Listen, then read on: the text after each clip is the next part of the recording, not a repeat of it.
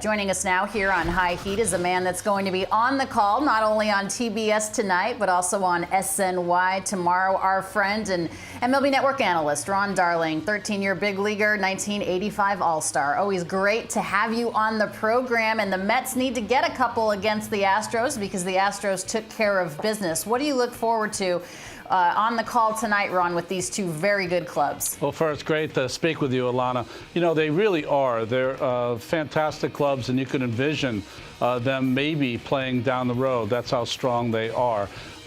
You know, down the road, you might have a Mets team that has Scherzer and DeGrom facing these Astros instead of Carrasco tonight. So it might be a different kind of deal. But both teams have had a great summer. They're both playing well. They both have two big sluggers, and I guess that's who I'm going to be concentrating on. Pete Alonso, who I've gotten to watch all summer, just having an MVP kind of summer, leading baseball in RBIs has just been a pleasure to watch. And Yordan Alvarez from afar seems like he's in that conversation that we have about Acuna and Soto and others about the best young hitter in the game. His name's on the list now. You talked about the Yordan Alvarez's and the Pete Alonsos of the world. I want to focus a little bit more on Pete Alonso as far as that MVP conversation is concerned. It's going to be tough to convince a lot of folks, Ron, that it's not Paul Goldschmidt, at least this far into the season. What's your take on both of those guys? No, I agree. I think, you know, when you look at the American League, Judge is having such an outstanding season. He probably is the front runner, but I think there's a lot of candidates in the National League, with Goldschmidt probably being the #1 guy. He seems to be carrying not only that ball club, the Cardinals, but also doing some extraordinary things. And he's already has a huge baseball card of some extraordinary things already in his career. I agree. I think he's had a great summer, but just watching Pete, and I've watched him now for 3-4 years, and seeing how he's evolved and how he's gotten better. And you know, when he first came into the league, I thought he was going to be a Harmon Killebrew kind of slugger, home runs everywhere, wasn't going to hit for a high average, and I was completely wrong. He is a hitter. He thinks like a hitter. He wants to get his base hits. He's hit the ball the other way in RBI situations. And then when he gets his pitch, of course, no one hits him further. So I guess I really have been impressed with his evolution as a hitter and what he's done this summer to make him even better and better as he goes along.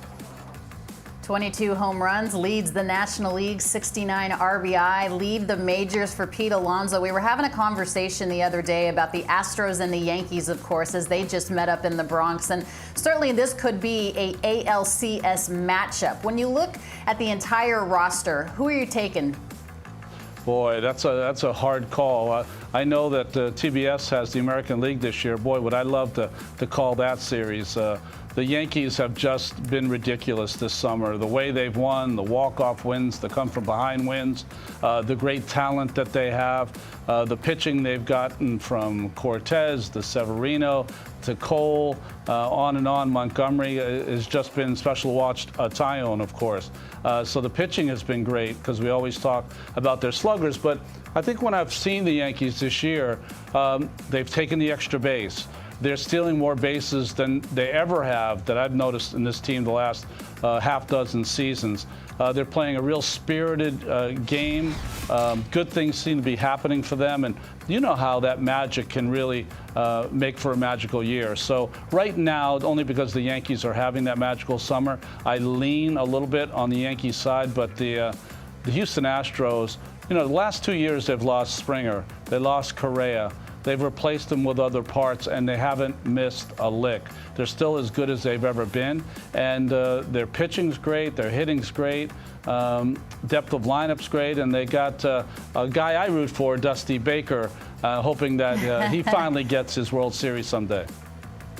Yeah, Jeremy Pena's done a nice job at shortstop in the absence of Carlos Correa, who's also having a nice turnaround here in Minnesota. Okay, everybody wants to know, Ron, when is Max Scherzer going to be back? He did say the other day he's focused on rehab. He wants to make sure that everyone knows he's not going to pitch until his body is ready. What more can you tell us? Well, I know his one quote, he doesn't want to be a rumble pony, he wants to be a Met. So we know that he is working towards that. I think the thing with Max is that he's the kind of guy that beats deadlines. You know, he doesn't meet deadlines. So I think that in some ways, probably the Mets and Max himself have to hold himself back to make sure that he is 110% ready to go, so that when he comes back, he's good for the rest of the season. But I would think that this would be his last minor league start.